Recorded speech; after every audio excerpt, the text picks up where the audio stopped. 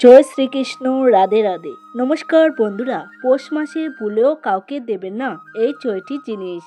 সনাতন ধর্ম এবং বাঙালির লোকজ সংস্কৃতিতে পৌষ মাসের একটি বিশেষ গুরুত্ব রয়েছে।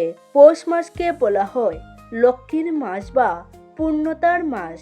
এই মাসে গড়ে গড়ে নতুন ধান উঠে নবান্নের উৎসবে মেতে ওঠে গ্রাম বাংলা।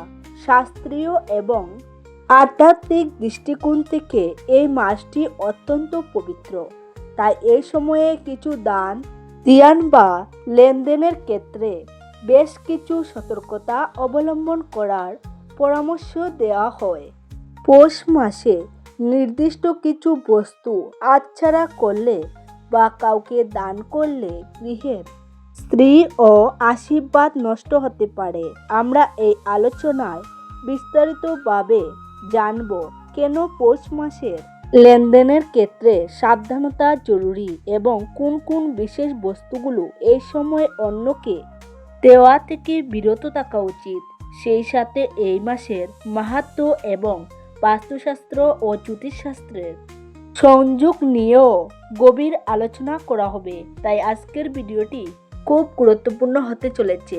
মূল পর্বে যাওয়ার আগে আমার সকল দর্শক বন্ধুদের কাছে একটা অনুরোধ থাকবে, যদি ভিডিওটি ভালো লাগে তাহলে একটি লাইক করবেন আর আপনজনদের সাথে শেয়ার করে দেবেন। তো চলুন শুরু করা যাক আজকের আলোচনা। পৌষ মাসের গুরুত্ব বিশ্লেষণ করলে দেখা যায় যে এটি মূলত সূর্যের উত্তরায়ণের প্রস্তুতির কাল। হিন্দু পঞ্জিকা অনুযায়ী এই মাসটি অত্যন্ত শুদ্ধ। লোকজ বিশ্বাসে পৌষ মাসকে বলা হয় পৌষ মাস লক্ষ্মীর মাস মনে করা হয়। এই মাসে মা লক্ষ্মী গড়ে অবস্থান করেন। তাই এই সময়ে এমন কিছু করা উচিত নয় যাতে অলক্ষ্মীর প্রবেশ ঘটে। প্রাচীন মুনি ঋষি এবং বয়োজ্যেষ্ঠরা বলে গেছেন যে পৌষ মাসে হাতের লক্ষ্মী পায়ে ঠেলতে নেই, অর্থাৎ নিজের গৃহের সম্পদ বা সমৃদ্ধি যা এই মাসে অর্জিত হয়েছে তা যত্রতত্র বিলিয়ে দেওয়া বা অসতর্কভাবে অন্যকে প্রদান করা অমঙ্গলজনক হতে পারে। এটি কেবল কুসংস্কার নয়, বরং এর পেছনে লুকিয়ে আছে সঞ্চয়ের মানসিকতা এবং গৃহের ইতিবাচক শক্তিকে ধরে রাখার একটি সুসংগত প্রচেষ্টা। গৃহস্থালী জীবনের লবণের গুরুত্ব অপরিসীম। লবণকে শাস্ত্রমতে মা লক্ষ্মী প্রতীক হিসেবে ধরা হয়, কারণ এটি সমুদ্র মন্থনের ফলে প্রাপ্ত একটি অমূল্য সম্পদ। পৌষ মাসে যদি কেউ আপনার কাছে লবণ ধার চায় বা আপনি যদি কাউকে নিজের ঘরের লবণ দান করেন, তবে মনে করা হয় আপনি আপনার ঘরের স্বাদ এবং সৌভাগ্য অন্যকে দিয়ে দিচ্ছেন। বাস্তুশাস্ত্রের লবণ নেতিবাচক শক্তি দূর করতে ব্যবহৃত হয়। তাই এই পবিত্র মাসে নিজের ঘর থেকে লবণ বের করে দিলে ঘরের সুরক্ষা কবচ দুর্বল হয়ে পড়ে বলে বিশ্বাস করা হয়। বিশেষ করে সন্ধ্যার পর লবণ দেওয়া অত্যন্ত অশুভ। এতে সংসারে অভাব অনটন দেখা দিতে পারে এবং পারিবারিক সদস্যদের মধ্যে বিবাদ তৈরি হওয়ার সম্ভাবনা থাকে। তাই সমৃদ্ধি বজায় রাখতে এই মাসে লবণ লেনদেনে কঠোরভাবে বিরত থাকা উচিত। সুচ বা যে কোনো ধারালো ধাতব বস্তু যেমন কাঁচি বা ছুরি পৌষ মাসে অন্যকে দেওয়া থেকে বিরত থাকার পরামর্শ দেওয়া হয়। সুচ মূলত বিদ্ধ করার বা ছিদ্র করার প্রতীক। আধ্যাত্মিক দৃষ্টিতে মনে করা হয় যে এই মাসে সুচ লেনদেন করলে সম্পর্কের মধ্যে ফাটল ধরে বা তিক্ততা তৈরি হয়। লৌকিক বিশ্বাস অনুযায়ী পৌষ মাসে সুচ দান করলে বা অন্যকে দিলে নিজের পুণ্য ক্ষয় হয় এবং পরিবারে হয়তো কলহ সৃষ্টি হয়। সুচ যেমন কাপড়ের টুকরোকে জোড়া লাগায়, তেমনি ভুলভাবে এর আদান প্রদান সম্পর্কের বাঁধন আলগা করে দিতে পারে। বিশেষ করে এই মাসে সেলাইয়ের কাজ বা সূচের ব্যবহার নিয়ে সতর্ক থাকতে বলা হয়, যাতে কোনোভাবেই গৃহের শান্তি বিঘ্নিত না হয়। ধারালো বস্তু রাহু বা কেতুর অশুভ প্রভাবকে ত্বরান্বিত করতে পারে। তাই এই সময়টিতে সাবধানতা অবলম্বন করাই শ্রেয়। পৌষ মাসে অর্থ বা টাকা পয়সার লেনদেনের ক্ষেত্রে বিশেষ সাবধানতা প্রয়োজন। যেহেতু এই মাসটি লক্ষ্মীর মাস, তাই মনে করা হয় এই সময়ে গড় থেকে টাকা অন্যকে ধার দেওয়া মানে নিজের গড়ের স্ত্রী অন্যকে দিয়ে দেওয়া। বিশেষ করে সূর্যাস্তের পর বা গোধূলি লগ্নে কাউকে টাকা দেওয়া শাস্ত্রমতে নিষিদ্ধ। সন্ধ্যার সময়টি মা লক্ষ্মীর আগমনের সময় বলে গণ্য করা হয়। এই সময় যদি গড় থেকে নগদ অর্থ বেরিয়ে যায় তবে লক্ষ্মী দেবী রুষ্ট হন এবং সেই গৃহে স্থায়ীভাবে অবস্থান করেন না। যদিও আপৎকালীন প্রয়োজনের সাহায্য করা ধর্মের অঙ্গ, তবুও সাধারণ বিলাসিতা বা ধারের প্রয়োজনে পৌষ মাসে অর্থ লেনদেন এড়িয়ে চলাই বুদ্ধিমানের কাজ।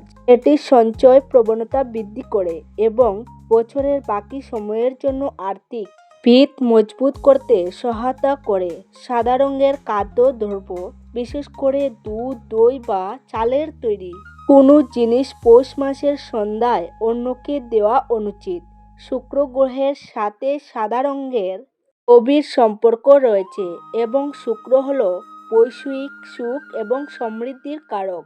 পৌষ মাসের শীতল সন্ধ্যায় যখন প্রকৃতি শান্ত থাকে তখন সাদা বস্তু দান করলে চন্দ্র এবং শুক্রের অশুভ প্রভাব পড়ার সম্ভাবনা থাকে। লোকমতে সন্ধ্যার পর দুধ বা দই অন্যকে দিলে গৃহের শিশুদের স্বাস্থ্যের অবনতি ঘটতে পারে এবং অশুভ শক্তির নজর পড়ার ভয় থাকে। আধ্যাত্মিকভাবে এটি মনে করা হয় যে সাদা বস্তু হল শুদ্ধতার প্রতীক, যা সন্ধ্যায় দান করলে গৃহের পজিটিভ এনার্জি বা ইতিবাচক শক্তি ঘর থেকে বেরিয়ে যায়। তাই পরিবারের মঙ্গল কামনায় এই নিয়মটি মেনে চলা প্রাচীনকাল থেকে প্রচলিত।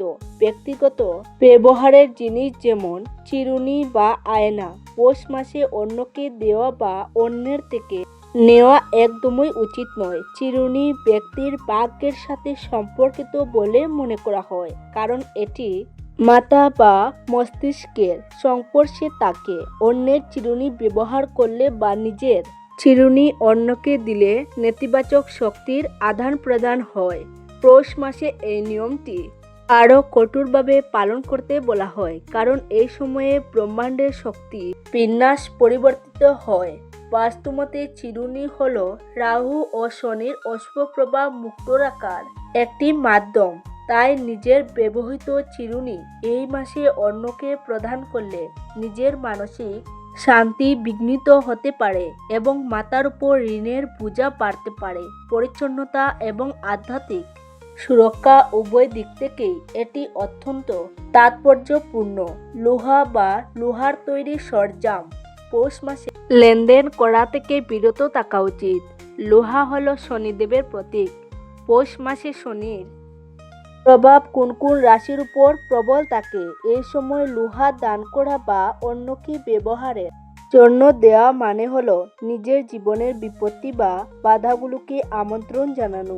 বিশেষ করে শনিবার বা মঙ্গলবার এই মাসে লোহা সংক্রান্ত কোনো কাজ বা লেনদেন করা থাকতে বিরত থাকতে বলা হয়। যদি কেউ লোহা দান করতে চান তবে তা নির্দিষ্ট বিধি মেনে মন্দিরে করা যেতে পারে, কিন্তু সাধারণ গৃহস্থলের প্রয়োজনে প্রতিবেশী বা আত্মীয়কে লোহার সরঞ্জাম দেওয়া এই মাসে অশুভ ফল বয়ে আনতে পারে। এতে কাজে বাধা আসা বা দীর্ঘদিনের অমীমাংসিত সমস্যাগুলি আবার মাথাছড়া দিয়ে ওঠার আশঙ্কা থাকে। পৌষ মাস যেমন আধ্যাত্মিক এবং সাংস্কৃতিকভাবে গুরুত্বপূর্ণ, তেমনি এই মাসে জীবনযাত্রার ক্ষেত্রে কিছু নির্দিষ্ট কাজ বর্জন করার কথা শাস্ত্রে ও লোকজ ঐতিহ্যে উল্লেখ করা হয়েছে। আমরা ইতিপূর্বে কোনো বস্তুগুলো দান করা থেকে উচিত নয় তা নিয়ে আলোচনা করেছি, কিন্তু বস্তু লেনদেনের বাইরেও আমাদের প্রাত্যহিক জীবনের এমন কিছু আচরণ ও কাজ রয়েছে যা এই মাসে এড়িয়ে চলা মঙ্গলজনক বলে মনে করা হয়।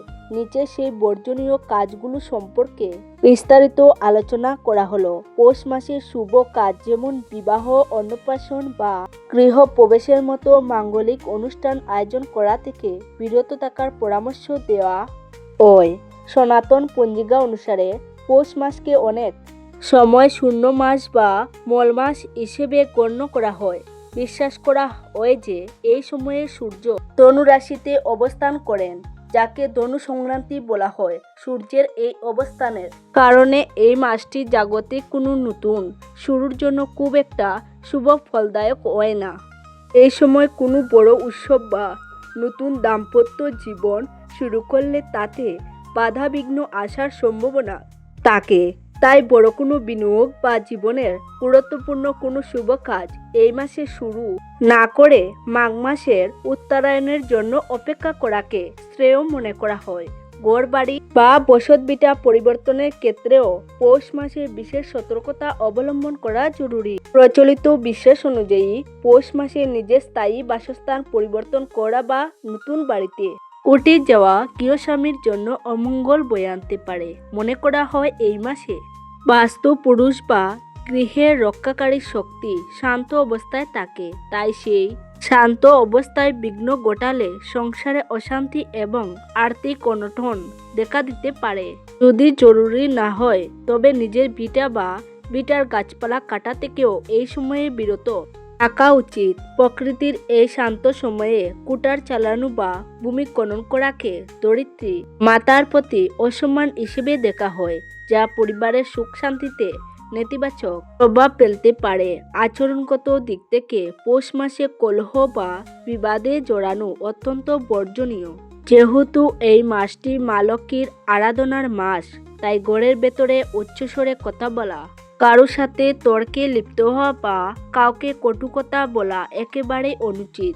বিশ্বাস করা হয় যে পৌষ মাসে যে ঘরে অশান্তি হয় সেখান থেকে লক্ষ্মী দেবী চিরতরে বিদায় নেন এবং অলক্ষ্মীর প্রবেশ ঘটে। বিশেষ করে সন্ধ্যার সময় যখন প্রদীপ জ্বালানো হয় তখন পরিবারের সদস্যদের শান্ত থাকা এবং গুরুজনদের প্রতি ভক্তি প্রদর্শন করা জরুরি। এই মাসে কারো সমালোচনা করা বা কারোর ক্ষতি করার পরিকল্পনা করলে তা নিজের ভাগ্যের উপর বিরূপ প্রভাব ফেলে বলে মনে করা হয়। খাদ্যাভ্যাসের ক্ষেত্রেও পৌষ মাসে কিছু বিধিনিষেধ রয়েছে। এ সময় অতিরিক্ত তামসিক আহার যেমন খুব বেশি মশলাযুক্ত খাবার, বাসি খাবার গ্রহণ করা থেকে বিরত থাকতে বলা হয়। যেহেতু শীতের প্রকোপ থাকে তাই শরীরকে সুস্থ রাখতে সাত্বিক ও পুষ্টিকর খাবার গ্রহণ করাই বিধেয়। শাস্ত্রমতে এই মাসে মূলো খাওয়াও অনেক ক্ষেত্রে নিষিদ্ধ বলা হয়, বিশেষ করে দ্বাদশী তিথিতে। এছাড়াও নেশাজাতীয় দ্রব্য বা অতিরিক্ত বেসন থেকে নিজেকে দূরে রাখা উচিত, যাতে মনের একাগ্রতা এবং আধ্যাত্মিক শক্তি বজায় থাকে। এই সংযম কেবল শরীরের জন্য নয় বরং মনের পবিত্রতা রক্ষার জন্য অত্যন্ত প্রয়োজন। চুল বা নখ কাটার মতো পরিচ্ছন্নতার কাজগুলো নির্দিষ্ট কিছু দিনে এড়িয়ে চলাই ভালো। যদিও এটি সাধারণ নিয়ম, কিন্তু পৌষ মাসে বৃহস্পতিবার বা মঙ্গলবার এই কাজগুলো করলে তা গৃহের সমৃদ্ধিতে বাধা সৃষ্টি করে বলে লোকমতে প্রচলিত আছে। বিশেষ করে সূর্যাস্তের পর নখ কাটা বা ঘর ঝাড়ু দিয়ে ময়লা বাইরে ফেলা অত্যন্ত অশুভ কাজ হিসেবে দেখা হয়। মনে করা হয় এতে ঘরের জমাটবদ্ধ ধন বা স্ত্রী বাইরে চলে যায়। পৌষ মাস হলো সঞ্চয় এবং সংহতির মাস, তাই এমন কোনো কাজ করা উচিত নয় যা ক্রয় বা বিনাশের প্রতীক। সবশেষে পৌষ মাসে পরনিন্দা বা মিথ্যে কথা বলা থেকে নিজেকে বিরত রাখা উচিত। এটি কেবল একটি মাস নয় বরং একটি সাধনার সময়।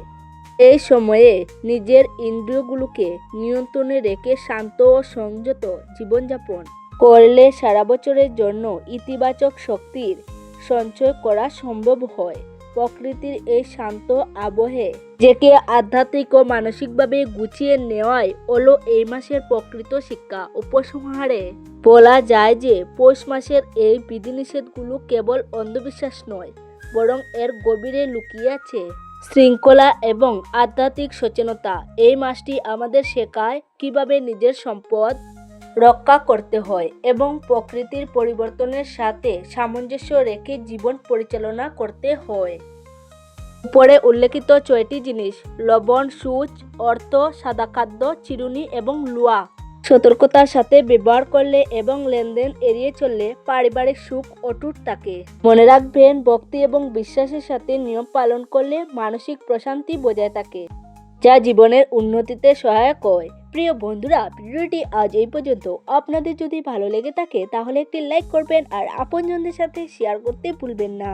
সবাই ভালো থাকুন, সুস্থ থাকুন, দেখা হবে নতুন একটি ভিডিওতে।